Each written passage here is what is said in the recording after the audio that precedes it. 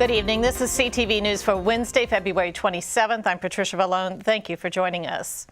Well, a townhome in Capitol Heights was the target of an armed robbery this morning. The incident led to a Prince George's police officer firing her weapon in self-defense. Two armed suspects remain on the loose. Tahira Chrisman was on the scene and has the details.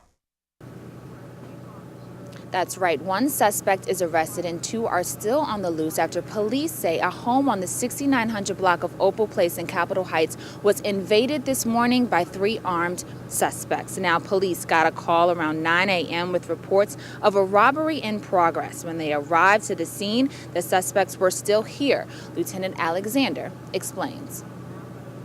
They arrived on scene very quickly and took up positions around the townhome. They did observe some signs of forced entry. The officer at the rear of the residence was quickly engaged by a number of armed suspects who were attempting to exit the rear of the townhome. That officer, in fear for their safety, ended up discharging their duty weapon. At this point, it's not clear if one or more of those suspects may have been struck by that round or rounds.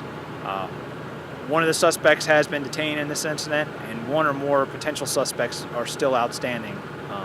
We're currently actively looking for those suspects. There are a number of canine teams and a large number of patrol officers in and around the area looking for suspicious subjects.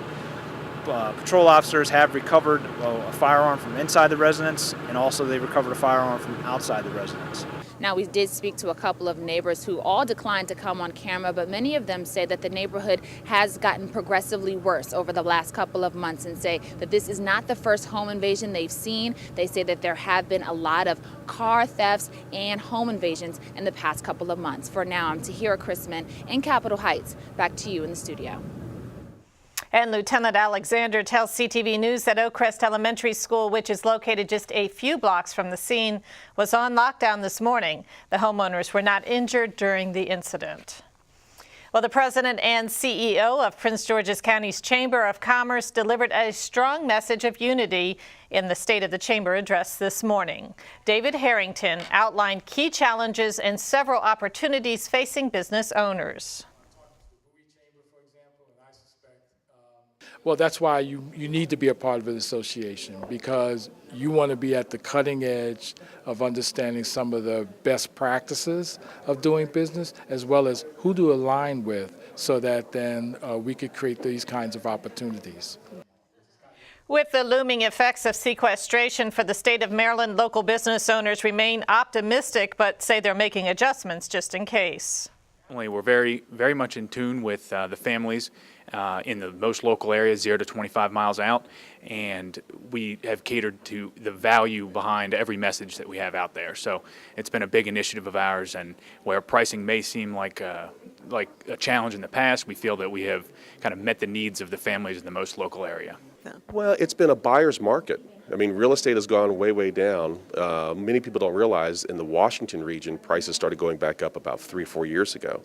We've been in business in Prince George's since 2001. We bought our own facility in 2005 to expand the academy.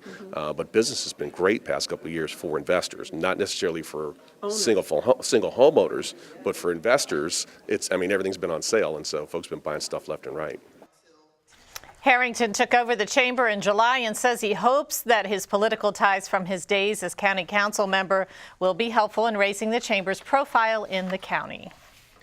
Where Senator Barbara Mikulski took to the Senate floor yesterday, calling on her colleagues to work together to prevent a sequester that will have devastating cuts across the state. If a resolution is not passed before the Friday deadline, Maryland is set to lose at least 200 teachers and Head Start programs for more than 800 children and cause furloughs for the nearly 46,000 Department of Defense employees.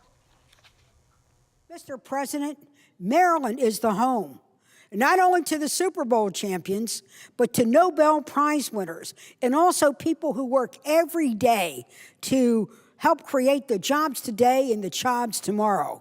I have the honor of representing 130,000 federal employees, and they say, wow, how many of them can we get rid of? Well, why would we want to get rid of the people who work at the Social Security Administration? These are the people who calculate the eligibility of the benefits in regular Social Security and in disability.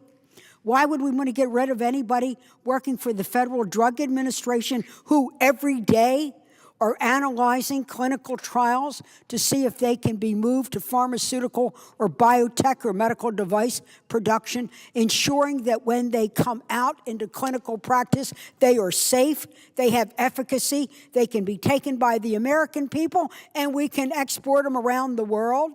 Why would we want to get rid of anybody at FDA that's helping make sure that our drug supply is safe?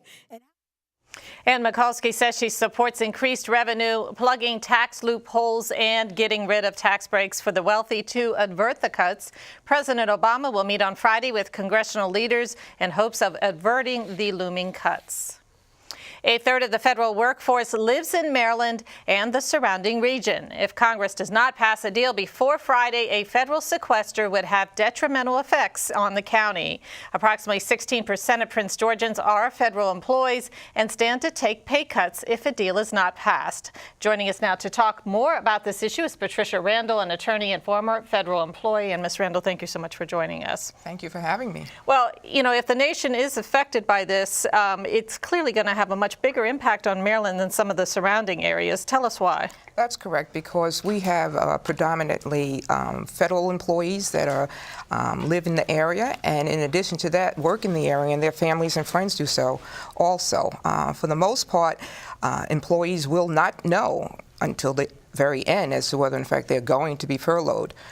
We have a situation where, of course, the federal government has to, talk to the unions and make sure the unions are aware, and then individual employees are notified as to whether they will be furloughed. But this uncertainty is something that's going to be detrimental throughout I would say, the time period that we're talking about, even through March or April, or maybe thereafter, because of the fact that we've continued to limp as opposed to, running for the most part. People do not know what to expect. And if furlough, obviously it affects the people that are involved in it, but how does it affect the nation's economy overall? For the most part, again, if anything you do that affects an employee's work or their paycheck is going to have a detrimental effect on the country, because if in fact I'm not getting the monies that I depend upon in order to pay for my child care, in order to in fact pay for any medicines that I need to pay for, in order to contribute to my retirement fund, I'm not going to be able to do that.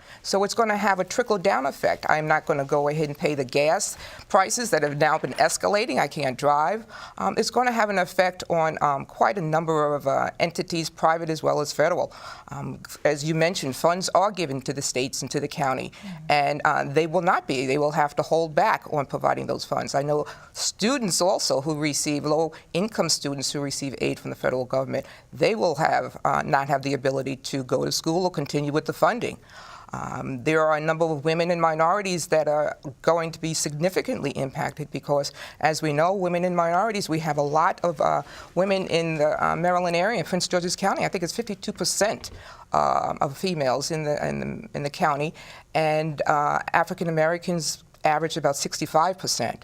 So it's going to have an impact on us as well as that which we reach out for. We have less than a minute, but I want to get in what recourses, legal and financial, are available for people who might need assistance. Well, I think right now employees will be given the information that they'll need to make a decision. Unions will be able to file grievances if employees are in fact affected, and employees have individual rights to certain quasi-judicial agencies.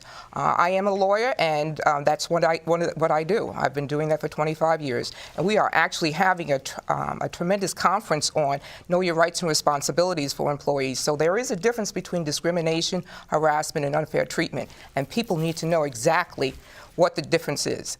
All right, Ms. Randall, thank you so much for joining us. And according to officials, if a deal is not reached, then federal employees stand to lose more than $120 million in income due to those furloughs.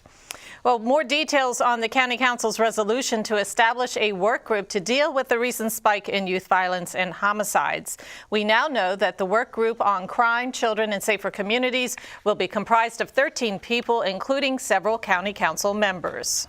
what we're doing. We're pulling together a group of people, those individuals who are decision makers, those who have some background in social service types of issues, you know, the clergy, our Human Services Coalition, Department of Social Services, along with other decision makers here in the county, to see if there is a legislative matter that we need to address.